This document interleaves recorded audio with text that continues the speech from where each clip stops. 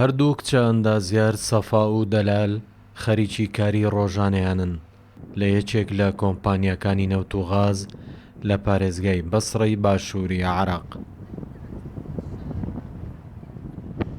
سەرەڕای تێڕوانینی کۆمەڵگە بۆ کارەکەیان، بەڵام سوورن لەسەر بەردەوام بوون.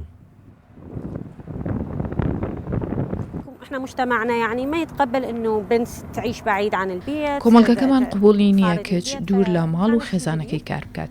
وێ کارکردن لێرە بۆ من شتێکی نوێ بوو. هەرچەندە دایکم دژی ئەم بیرۆ بۆچوونەی کۆمەڵگە بوو، بەڵام لە هەمان کاتیشدا ترسی هەبوو لە قسە و قسەڵۆکی خەڵکی و ناوبانگی من و هەلی شوکردنم. بەڵام من ئامانجێکم هەبوو با بڕۆی من ئەمە جۆرێکە لە ڕوبەڕووبوونەوە و سەرکێشی.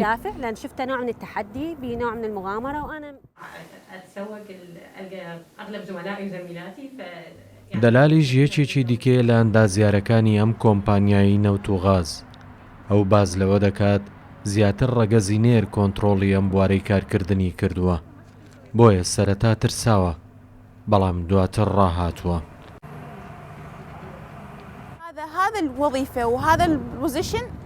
ئەم کارە فێری کردم نەترسم، دوودڵ و نیگەران نەبم لەوەی ناتوانم ئەم کارە بکەم، بەڵکو بڕوام بەخۆم هێنا کە توانای ئەم کارکردنم هەیە.